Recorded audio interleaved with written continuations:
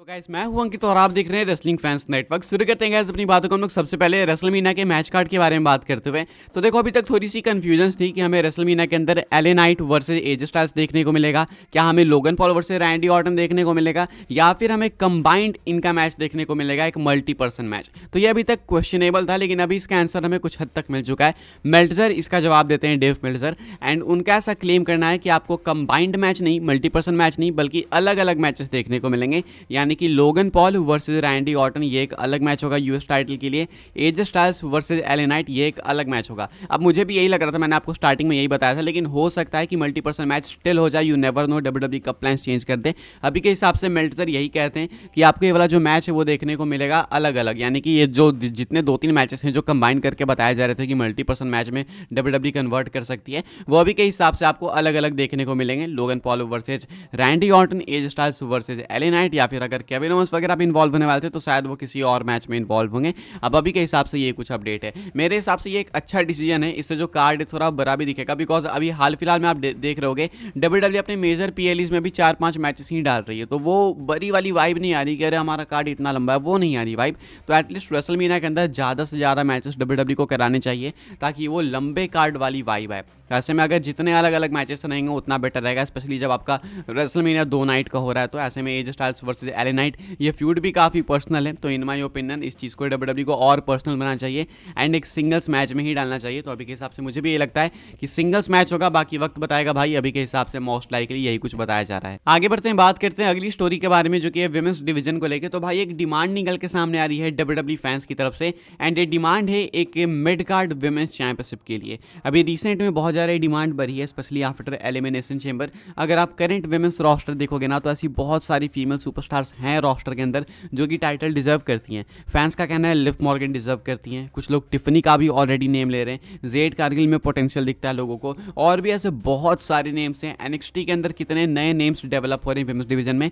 तो भाई यहाँ पे कहा जा रहा है कि डब्ल्यूडब्ल्यूई को नीड है एक नई टाइटल की, एंड ये विमेंस डिवीजन में जाएगी। ये होगी एक विमेंस डिवीजन की मिड कार्ड टाइटल। अभी विमेंस डिवीजन में 3 टाइटल्स हैं, एक विमेंस वर्ल्ड चैंपियनशिप, एक डब्ल्यूडब्ल्यूई विमेंस चैंपियनशिप और एक विमेंस टैग टीम चैंपियनशिप। ये 3 सेट ऑफ टाइटल्स हैं। अब ऐसे में डब्ल्यूडब्ल्यूई चाहे तो एक और टाइटल इजीली ला सकती है, मेरे हिसाब से भी, मुझे भी यही लगता है। मैं इस पर डिसएग्री नहीं करूंगा। मुझे लगता है जैसा रोस्टर है डब्ल्यूडब्ल्यूई इजीली चाहे तो एक नई टाइटल इंट्रोड्यूस कर सकती है। अब या तो ये विमेंस डिवीजन की इंटरकॉन्टिनेंटल चैंपियनशिप कहलाएगी, या तो यूएस चैंपियनशिप, या तो फिर कह लो भाई कि पुरानी वाली डीवा चैंपियनशिप वापस ले आओ, या फिर अगर कोई नई टाइटल ही लानी है तो वही लेके आ जाओ। लेकिन अभी के हिसाब से डिमांड है एक नई मिड कार्ड टाइटल के लिए कि विमेंस डिवीजन में एक नए टाइटल को इंट्रोड्यूस करा जाए, ताकि जो बाकी विमेंस ऐसी बिना लॉजिक का कंपीट करती हैं, वैसे भी विमेंस को कम टीवी टाइम मिलता है, तो वो जो बिना लॉजिक के कंपीट करती हैं ऐसे ही बस आपस में भिड़ते रहती हैं, तो उससे बेटर है एक और नई टाइटल इंट्रोड्यूस करा दो। उससे एक नया लेन चालू हो जाएगा, एक नई डायरेक्शन वहाँ से आपको मिल जाएगी। तो एक अच्छा ओपिनियन है मेरे हिसाब से। कि आपको लगता है कि फैंस की डिमांड ये सही है?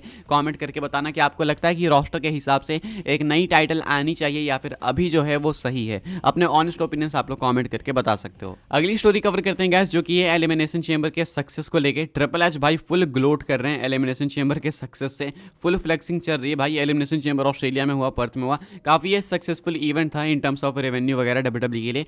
तो ट्रिपल एच ये ट्वीट करते हैं, एंड ये जो फोटो डाली है ना भाई यार, क्या आइकॉनिक शॉट लग रहा है, कितना ब्यूटीफुल लग रहा है यार। ये देख सकते हो आप लोग कैप्शन ट्रिपल एच का। कहते हैं huge thank you to everyone who made the past week possible, from an incredible venue in Optus Stadium to a warm welcome from West Australia to the 52,090 members of the WWE universe who brought it all to life.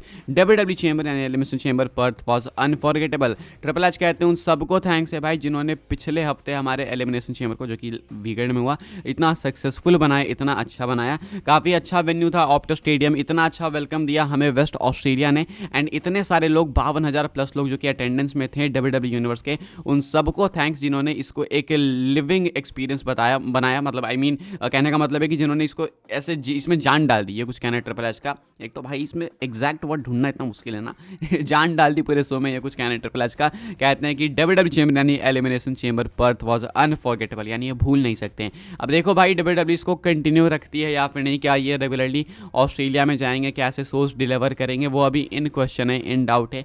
मुझे नहीं लगता है कि जितना UK में ये लोग हर साल जाते हैं, या फिर जैसे पोर्टरिको को लेकर प्लान से जितना जाने का, आई डोंट थिंक इतना हर साल ये जाएंगे ऑस्ट्रेलिया। लेकिन अगर जाते हैं तो अच्छी बात है। 1-2 बार बीच में इंडिया भी आ जाओ यार, हमें भी मौका दो भाई पीएलई के लिए। लाइव इवेंट इवेंट में कौन इतना भाई, लाइव इवेंट में नहीं गए थे बहुत सारे लोग भाई। एक पीएलई करा दो भाई, मेजर मत कराओ, एटलीस्ट एक्सट्रीम रूल्स टाइप का ही पीएलई करा दो जो थोड़ा सा बीच बीच का होता है, लेकिन एक पीएलई चाहिए भाई इंडिया में भी यार।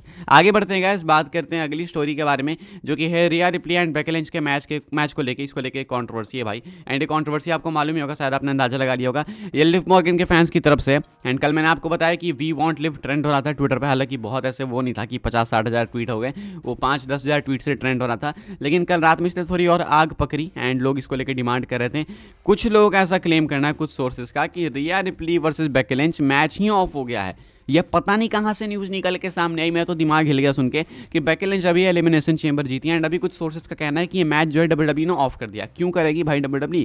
ये तो देखो बिल्कुल ऊपर से नहीं पता चल रहा है कि फेक है, लेकिन हाँ ये एक्सपेक्टेशंस है कि ये जो चल रहा है वी वांट लिव, या हालांकि वो वी वांट लिव हैशटैग की वजह से कुछ नहीं डब्ल्यूडब्ल्यू चेंज करेगी, लेकिन हो सकता है डब्ल्यूडब्ल्यू के प्लान्स के अंदर ही हो कि रिया रिप्ली वर्सेस बेकी लिंच के मैच को रिया replay versus Becky Lynch versus Liv Morgan बना देंगे। तो ये चीज़ लाइकली है, मोस्ट लाइकली है, ये डब्ल्यूडब्ल्यू ऐसा कर सकती है। ऐसा नहीं है कि बहुत अनएक्सपेक्टेड हो जाएगा, ये लाइकली है, लेकिन ये वी वांट लिव के दबाव में नहीं होगा।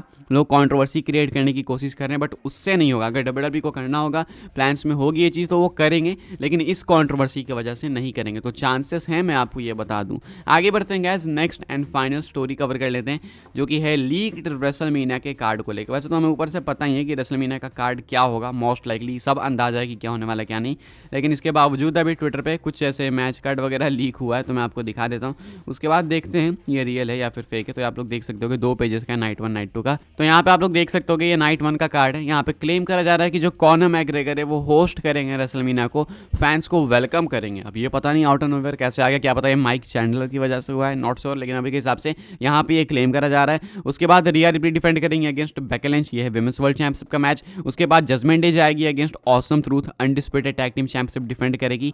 Z Cargill versus Nia Jax बताया जा रहा है। लोगन पॉल डिफेंड करेंगे against Kevin Owens, AJ Styles, LA Knight, Bobby Lashley, Karrion Kross, ये कुछ बताया जा रहा है अभी के हिसाब से। ये लैडर मैच बताया जा रहा है। उसके बाद बताया जा रहा है Kabuki Warriors versus Liv Morgan and Raquel Rodriguez versus Katana Chance and Kayden Carter versus the Way. इसमें जो है women's championship on the line होगी, विमेंस टैग टीम चैंपियनशिप, ये बताया जा रहा है। उसके बाद Roman Reigns and the Rock versus Cody Rhodes and Seth Freakin Rollins, ये नाइट 1 का मेन इवेंट बताया जा रहा है। नाइट 2 पे नजर डालता हूँ, उसके बाद मैं आपको बताऊंगा, ठीक है। नाइट 2 की ओपनिंग बताई जा रही है कि सेथ रॉलिंस करेंगे Drew McIntyre and Sami Zayn के अगेंस्ट टाइटल डिफेंड करके वर्ल्ड हेवीवेट चैंपियनशिप का मैच होगा। Jey Uso versus Jimmy Uso होगा। उसके बाद गुंथर डिफेंड करेंगे अगेंस्ट चैड गेबल अपनी intercontinental championship. Then Bianca Belair versus Tiffany Stratton बताया जा रहा है। ईओ स्काई डिफेंड करेंगे अगेंस्ट बेली विमेंस चैंपियनशिप के लिए। स्पेशल गेस्ट रेफरी यहाँ पर डकोटा की बताई जा रही है।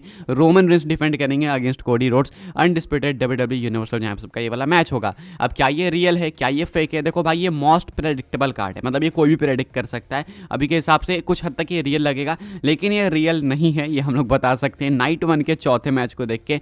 Logan Paul versus Kevin Owens versus AJ Styles versus LA Knight versus Bobby Lashley versus Karrion Kross, इसको ही देख के यहाँ पे रैंडी ऑर्टन का ना होना सब कुछ आंसर करता है कि क्या है क्या नहीं है। तो आपका आंसर मिल ही गया होगा कि कितना रियल है कितना फेक है। ओके, अभी के हिसाब से इस वीडियो के लिए कुछ अपडेट्स, आई होप आपको इन्फॉर्मेशन मिली हो तो वीडियो को लाइक करें, शेयर करें, सब्सक्राइब करें, चैनल को फॉलो कर सकते हैं आप मुझे इंस्टाग्राम एंड ट्विटर पे, लिंक आपको मिल जाएगी डिस्क्रिप्शन में। ज्वाइन कर सकते हैं व्हाट्सएप चैनल को, उसके भी लिंक है डिस्क्रिप्शन में।